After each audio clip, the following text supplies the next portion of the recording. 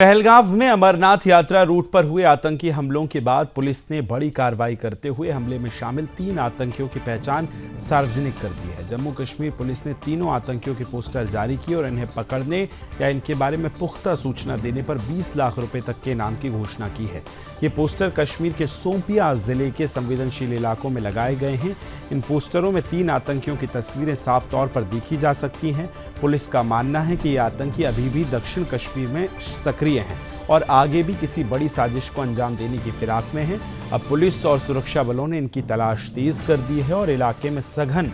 तलाशी अभियान चलाया जा रहा है। आम नागरिकों से भी अपील की गई है कि अगर आप इन आतंकियों को कहीं भी देखें तो इनके बारे में कोई जानकारी आपको मिलती है तो तुरंत पुलिस या सुरक्षा एजेंसियों को सूचित करें। जानकारी देने वाले की पहचान गोपनीय रखी जाएगी और इन पर इनाम भी रखा गया है। अधिक जानकारी के साथ मेरे सहयोगी रोहिल जुड़ गए हैं। रोहिल, ये पोस्टर्स जारी किए गए हैं और इनकी धरपकड़ वालों को करवाने वालों या पहचान करवाने वालों को इनाम की घोषणा भी की गई है। क्या अधिक जानकारी?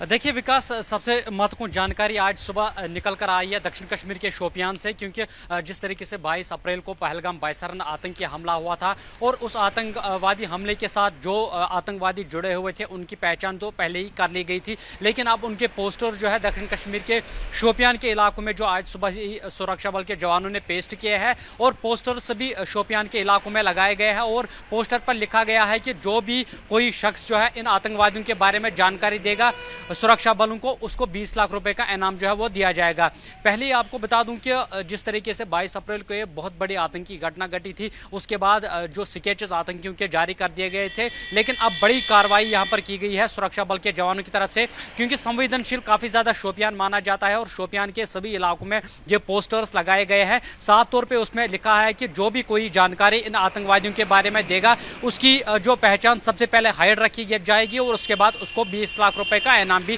लगातार दिया जाएगा। लेकिन दूसरी तरफ से विकास, लगातार इन आतंकवादियों को ढूंढने के लिए सुरक्षा बल के जवानों की तरफ से कई एक इलाकों में जो है ऑपरेशन चलाया जा रहा है। सर्च ऑपरेशन में जो है तेजी इस वक्त लाई जा रही है और सबसे महत्वपूर्ण जानकारी दक्षिण कश्मीर के शोपियान की कलर से इस वक्त मेरे पास ताजा जानकारी विकास ये आ रही है कि वहां पर आतंकियों और सुरक्षा बल के जवानों के बीच मुठभेड़ शुरू हो चुकी है। जानकारी ये मिल रही है कि 2 से लेकर 3 आतंकवादी इस इलाके में छुपे हो सकते हैं। वहां पर गोलाबारी भी जो है आतंकियों के साथ सुरक्षा बलों की हुई है, लेकिन सबसे महत्वपूर्ण जानकारी शोपियान के बहुत सारे इलाकों में उन आतंकवादियों के पोस्टर्स जो है वो लगा दिए गए हैं जो आतंकवादी इस कायराना हरकत में पहलगाम बायसरन आतंकी हमले में मुलव्वस है। उनको 20 लाख रुपए का इनाम दिया जाएगा जो इस आतंकी के खिलाफ कोई जानकारी जो है सुरक्षा बल के जवानों को देगा। विकास,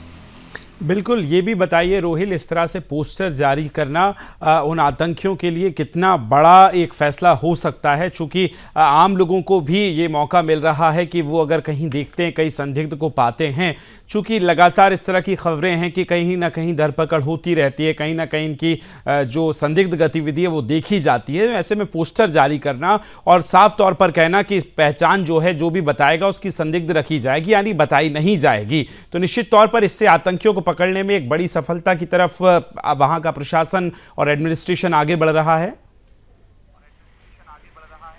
जी विकास, वो हो सकता है, क्योंकि जिस तरीके से हमने पिछले कई दिनों से जब से पहलगाम आतंकी हमला हुआ उसके बाद हमने देखा कि कई एक जो OGWs है, आतंकी सहयोगी है, उनको किस तरह से गिरफ्तार कर लिया गया,